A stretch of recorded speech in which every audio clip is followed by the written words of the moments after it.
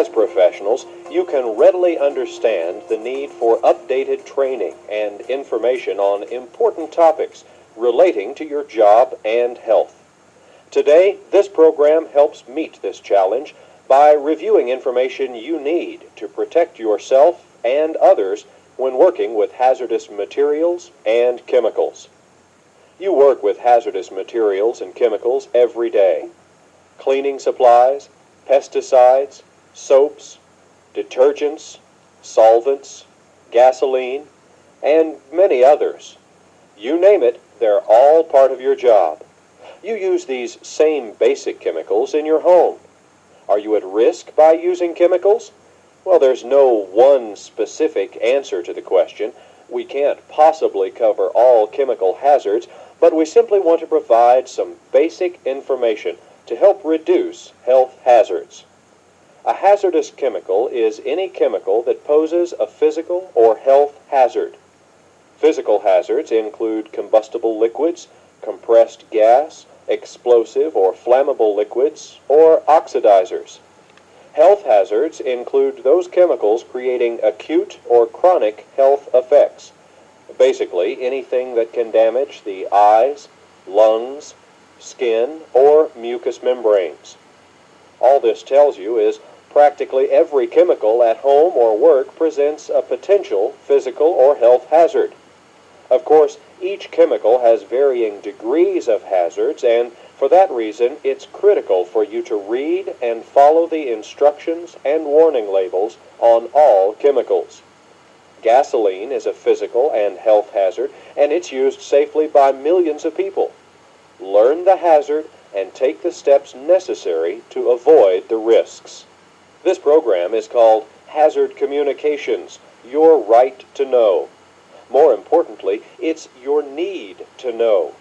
You already have an understanding of the chemicals you use at home and work, and you should be aware that some chemicals can be hazardous to your health if used improperly. Treat all chemicals as potential physical and health hazards. Maybe they are, maybe they aren't. But why take a chance? The point we're trying to make is to treat all chemicals with respect. Read and follow the information printed on the label. Module description. The Hazard Communication Standard, HCS, provides information to workers and employers about various chemical hazards that exist in the workplace and what protective measures they can take in order to prevent the adverse effects of such hazards. The Globally Harmonized System of Labeling and Classification of Chemicals, GHS, goes into effect in 2013 and provides a single uniform set of labels, safety data sheets, and protocols for hazardous materials regardless of their point of origin. This module describes the ways in which chemicals may be hazardous and lists some of the physical and health hazards associated with working with such chemicals. The module also covers various available forms of information about hazardous chemicals and describes many ways that workers can prevent and protect themselves from chemical hazards. At the end of this module, you will be able to identify the purpose of the Hazard Communication Standard, HCS, identify the purpose and benefits of the Globally Harmonized System of Classification and Labeling of Chemicals, GHS, recognize common kinds of hazardous materials on the job site, interpret the labels and symbols used to identify hazardous materials, reference a safety data sheet, also known as an SDS and formerly known as a Materials Safety Data Sheet, or MSDS, and determine appropriate responses to real-world scenarios. Identify the physical and health hazards presented by hazardous materials in the workplace. Explain ways that employees and employers can prevent the adverse effects of hazardous materials in the workplace. Key terms. Please review these key terms that will be used throughout this module. Dermatitis. Dermatitis is inflammation of the skin. Occupational contact dermatitis is caused by workplace substances that come into contact with the skin and create irritations or allergies. Polymerization. A chemical reaction in which two or more small molecules combine to form larger molecules. In a hazardous polymerization, this reaction occurs at a rate that releases large amounts of energy, causing fires, explosions, or burst containers. Materials that can polymerize usually contain inhibitors that delay the reaction. Silicosis. Silicosis is caused by exposure to inhalable crystalline silica dust. Crystalline silica is a basic component of soil, sand, granite, and most other types of rock, and is used as an abrasive blasting agent. Silicosis is a progressive, disabling, and often fatal lung disease. Cigarette smoking exacerbates the lung damage caused by silicosis. Lesson focus. In this lesson, you will learn to describe the Hazard Communication Standard, HCS, describe the new globally harmonized system of chemical classification and labeling, identify hazardous and toxic materials common to the workplace, define terms associated with hazardous materials. The Hazard Communication Standard, HCS. The need of a Hazard Communication Standard, HCS. According to OSHA, over 650,000 hazardous chemical products exist, and hundreds of new ones are being introduced annually. More than 32 million workers are potentially exposed to one or more chemical hazards in more than 3 million American workplaces. The concept of Hazard Communication Standard, HCS. The simple idea behind the Hazard Communication Standard, HCS, is that workers have both a need and a right to know about the hazards and identities of the chemicals they are exposed to when performing their tasks and duties. The Hazard Communication Standard coverage. Implementation of HCS for all those companies who import, produce, distribute, or use hazardous chemicals in the United States is mandatory. They must provide proper information and training to all of their affected employees. The Hazard Communication Standard covers both physical, such as explosive, flammable, and health, acute and chronic hazards. Being a worker or an employer, you have a need and a right to know how you can handle chemicals safely.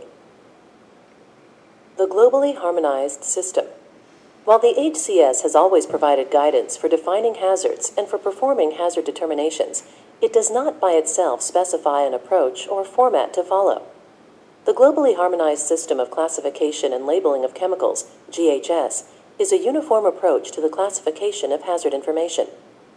This information is communicated through a standardized system of labeling and safety data sheets. Because the GHS applies to all chemicals used in the United States, regardless of where they are produced, workers will be able to identify more quickly and easily the hazards they are being exposed to.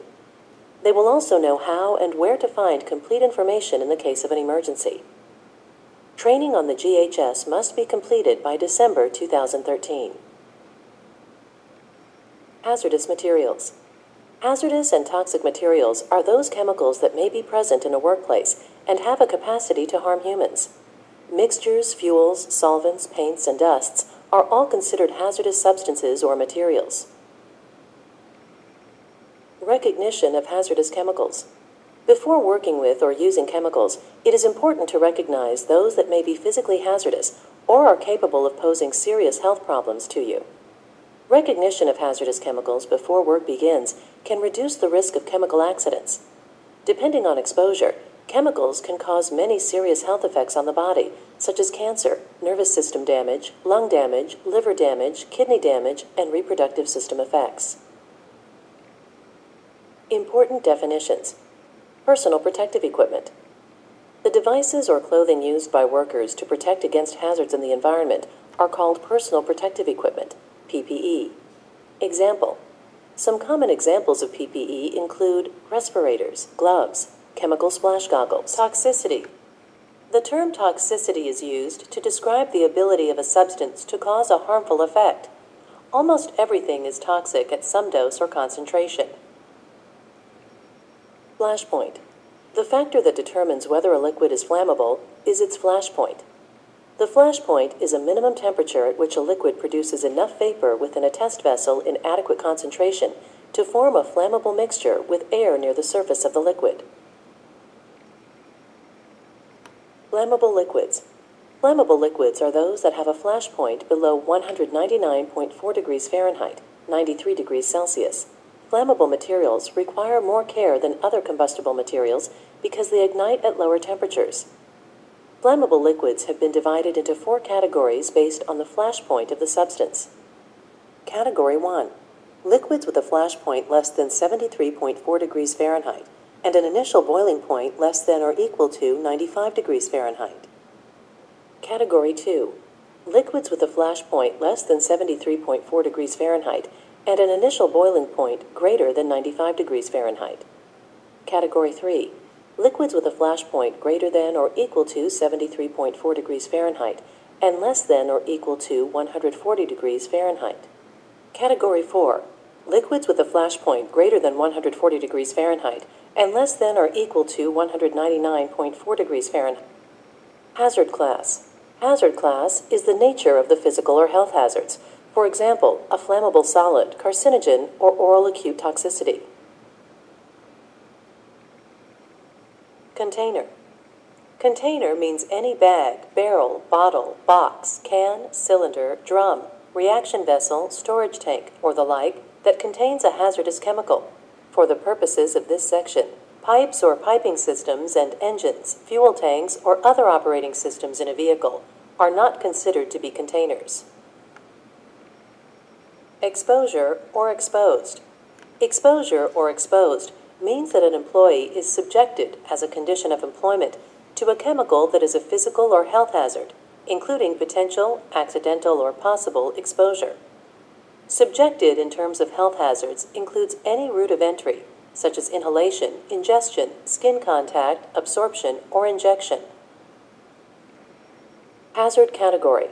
Hazard category means the division of criteria within each hazard class. For example, the 4 hazard categories of flammable liquids. These categories compare hazard severity within a hazard class and should not be taken as a comparison of hazard categories more generally. Immediate use. Immediate use means that the hazardous chemical will be under the control of and used only by the person who transfers it from a labeled container, and only within the work shift in which it is transferred. Any hazardous material decanted, pumped from a primary to a secondary container, should have the labeling information transferred to the secondary container also. Hazard communication. Organic peroxide. Organic peroxide is any carbon-containing compound with 2 oxygen atoms joined together. Organic peroxides can be severe fire and explosion hazards. Oxidizer. An oxidizer is a chemical other than a blasting or explosive agent that initiates or promotes combustion in other materials, thereby causing fire either by itself or through the release of oxygen or other gases. Pyrophoric. Pyrophoric means a chemical is liable to ignite spontaneously within 5 minutes of being exposed to air. Self-reactive. Self-reactive means a chemical that, in its pure state, or as produced or transported, is liable to vigorously polymerize, decompose, or condense under conditions of shocks, pressure, or temperature, with or without the presence of oxygen. Water reactive. Water reactive means a chemical that reacts with water to release a gas that is either flammable or presents a health hazard. Dangerous when wet. Hazard. Unstable. Summary. The Hazard Communication Standard, HCS, ensures that workers are informed about the hazards and identities of the chemicals they are exposed to when performing their tasks and duties. This standard covers both physical, explosive or flammable, and health, acute or chronic hazards. Whether you are a worker or an employer, there is a need and a right to know how employees can perform job responsibilities safely. You must know how to recognize hazardous chemicals and how to protect yourself against them. Understanding the various forms of hazard warning is essential in preventing and protecting against chemical hazards. Lesson focus. In this lesson, you will learn to define the requirements for labels and SDSs where hazardous materials are present. Identify the labels and symbols used with hazardous materials. Relate the uses for SDSs for employees and employers in the workplace. Recognize the physical and health hazards presented by hazardous materials in the workplace. Identify the requirements and process for establishing and maintaining a written hazard communication program. Identify and explain practices that employees and employers can adopt to avoid physical and health hazards. Explain an employee's right to hazardous material safety training from an employer. Labels. Any written, printed, or graphic materials displayed on or affixed to containers of hazardous chemicals are called labels. Labels are considered the most immediate source of information about chemicals and their hazard potential. It is obligatory that all hazardous chemicals containers be labeled. The following information must be included on all labels: the product identifier used on the safety data sheet, a single word, either danger or warning, a hazard statement of the exact nature of the hazard, fatal if swallowed, or causes skin irritation, for example, the pictogram for the class of hazard for the product, precautionary statements, the manufacturer's name, address, and contact information. Labels must appear on each container. Labels must be legible and must be written in English, although other languages can be used if required. Click next. Symbols, pictograms on labels. In an effort to make the workplace safer through better communication of hazards, OSHA has adopted the Global Harmonization Standard for Hazardous Materials. This international standard will help ensure that all substances, no matter where they are manufactured, are labeled in a way that is highly visible and easy to understand. The blue, yellow, green, and other colored labels you are accustomed to seeing are being replaced. All labels on hazardous materials will contain one of 9 symbols or pictograms. These symbols will be displayed as a black graphic on a white background inside a red diamond-shaped border. Safety Data Sheet, SDS. A Safety Data Sheet, SDS, provides detailed information about a specific hazardous material. Although labels are a good way to provide information about hazardous chemicals, sometimes you need more information about the chemical, but it may not be possible to provide all the information on a label.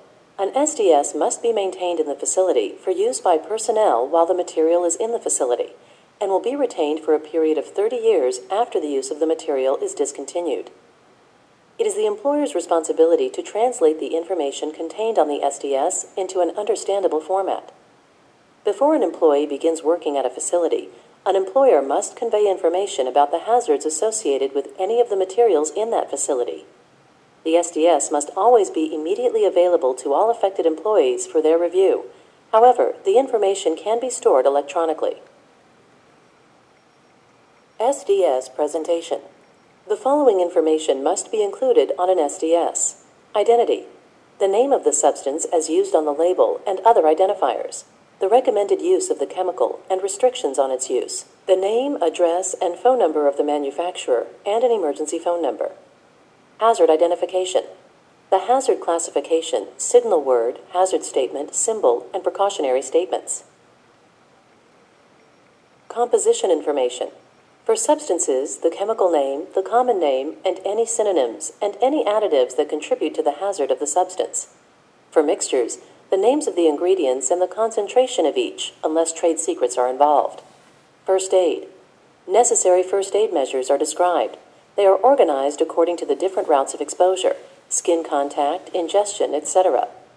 The most important symptoms and effects, both acute and delayed. How to determine whether or not immediate medical attention is necessary. Firefighting measures. Both suitable and unsuitable fire extinguishers. Specific hazards arising from the chemical. Special protective equipment and precautions for firefighters. Accidental release measures. Personal precautions, protective equipment, emergency procedures, containment, and cleanup. Handling and storage. Precautions for safe handling and conditions for safe storage. Exposure controls. The permissible exposure limit, PEL, engineering controls, and individual protection measure, such as personal protective equipment. Physical and chemical properties.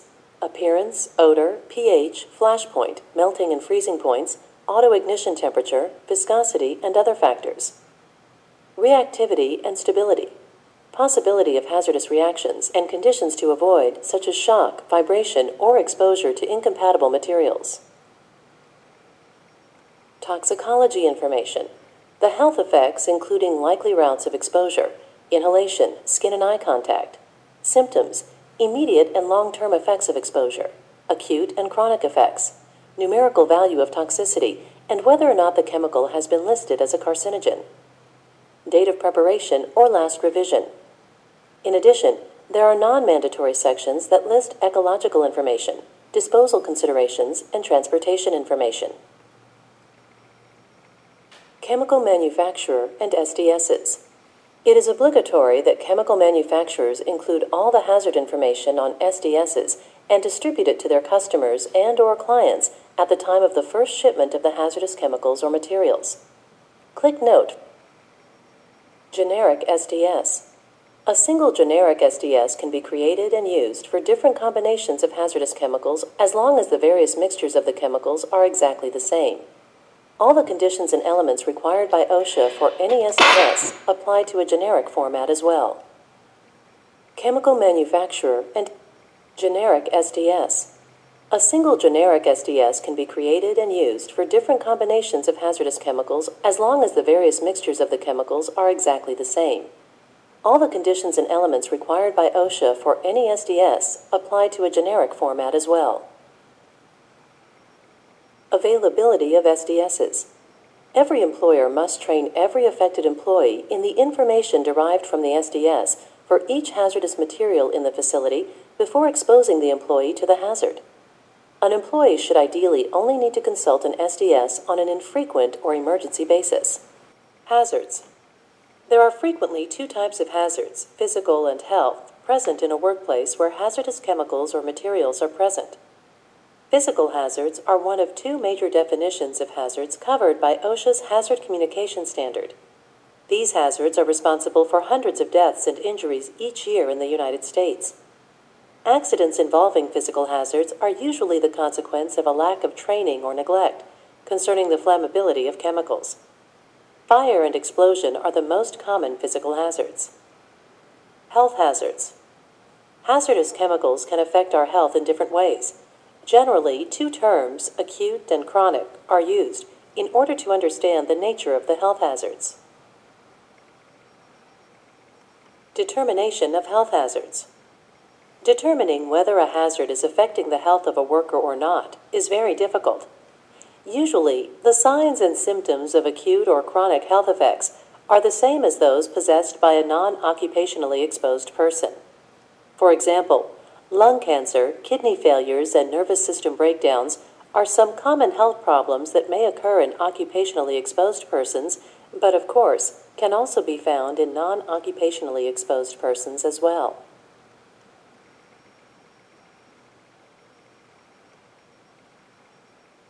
Acute effects. Acute effects indicate that symptoms have occurred rapidly as compared to chronic effects, which means symptoms have manifested themselves over a period of time. The former are of short duration and/or the result of short-term exposures. Some examples of acute effects are those that follow: burns, lacerations, puncture wounds. For instance, if you accidentally spill a strong acid on your hand and the acid begins to burn your skin, this is an accident, an acute effect, as opposed to an illness effect. Chronic health hazards. Chronic effects develop as a result of long-term exposures. Some manifestation examples of chronic effects follow: silicosis, dermatitis, lung cancer from occupational exposure to carcinogens. Health hazard symbols. The following symbols are used to identify various kinds of health hazards. The skull and crossbones symbol represents a poisonous material. The corrosion symbol is used to identify materials that cause burns and eye damage. The radiating fan symbol is used to represent radioactive materials. Routes of exposure. Health hazards. Health hazards can affect a body through 4 routes of entry. 1. Absorption. 2. Inhalation. 3. Ingestion. 4. Injection. Skin absorption. Some chemicals enter into the body by absorption through the skin. Always use personal protective equipment or clothing in order to protect your body from skin contact with hazardous material. If you are exposed, wash the exposed area thoroughly. Inhalation. Inhalation is the most common route of exposure into the body. It normally occurs when you inhale fumes, vapors from solvents, hazardous gases, or dust. It is the employer's responsibility to be aware of such hazards in the workplace and to protect employees from inhalation hazards. Ingestion. Do not eat or smoke immediately after handling any hazardous material. When working with hazardous materials, wear appropriate PPE. and then always wash your hands with soap and water before eating, drinking, or smoking. Controlling physical and health hazards. There are a number of ways through which you can control physical and health hazards associated with chemicals in a workplace. The following measures can protect you from physical and health hazards: safe work practices, product substitution, engineering controls, training and communication, environmental monitoring, personal protective equipment, PPE. Safe work practices. Safe work practices help assure that you are using chemicals safely and correctly. Product substitution. There are many chemicals that perform similar jobs. One of the many responsibilities an employer has is to attempt to find a chemical that is less toxic but able to accomplish the same job. Engineering controls. An orderly and well-designed workplace can minimize exposure to hazardous chemicals. Some engineering controls, like exhaust systems and wetting systems used to control dust, are good examples of hazard control. Training and communication. Training and communication play an essential role in every field of life. It is vital to know how to work safely with hazardous chemicals. Environmental monitoring. Environmental monitoring is a component in keeping an environment free from a buildup of hazardous chemicals that could lead to an unsafe working environment. Personal monitoring. Monitor yourself and coworkers for symptoms such as dizziness, eye or throat irritation, skin rashes, that would indicate that you or your coworkers have been exposed to a hazardous material or chemical. If these or other symptoms appear, report them to your supervisor immediately. Personal protective equipment, PPE. Always use gloves, aprons, masks, or other PPE whenever called for on a label or SDS. If you are ever in doubt about which PPE to use, check with your employer before proceeding with the assigned task. Hazard Communication Program. It is required that all chemical manufacturers, importers, and distributors convey complete information about a chemical and its hazards in the form of labels and SDSs. It is also mandatory that employers conduct hazard communication training programs in order to provide complete information to their employees through SDSs, labels, and training sessions. Employers are responsible for informing and training their employees about the hazards that exist in their workplaces. Written Hazard Communication Program. A written program must be established in all workplaces where employees are exposed to hazardous chemicals. It should include a list of all hazardous chemicals that are present in the workplace and where employees can get copies of written information about safe chemical handling procedures. A written program indicates the person in the facility that is responsible for the various aspects of the program. The written program must also describe requirements and information about labels, SDSs, and employee training. Written programs are not required in laboratories and those workplaces where employees are dealing with sealed containers. Training must be provided to all employees exposed to hazardous chemicals. It must include information on how to handle chemicals safely, how to read and understand labels, SDSs, and other warning information, and what PPE is required before handling or using the hazardous material. It is required and critical that employees be trained before working with materials that represent a hazard. Summary. Labels are the most convenient source of information about chemicals and their hazard potential. All hazardous chemical containers must be labeled. Labels must include specific, detailed information about their container's contents. Labels include one or more standardized symbols to help you quickly identify the contents of a container. Safety data sheets, SDSs, provide more information than a label. SDSs must always be immediately available to all affected employees for review. There are two main types of hazards, physical and health, present in a workplace where hazardous chemicals or materials are present. Fire and explosion are the most common physical hazards. Health hazards may be acute or sudden, such as burns or lacerations, or chronic, such as silicosis or dermatitis caused by long-term exposure to a chemical hazard. Health hazards can affect a body through absorption, inhalation, ingestion, or injection. Safe work practices, product substitution, engineering controls, training and communication, environmental monitoring, and personal protective equipment are all measures by which you can control physical and health hazards associated with chemicals in a workplace. A written hazard communication program must be established in all workplaces where employees are exposed to hazardous chemicals.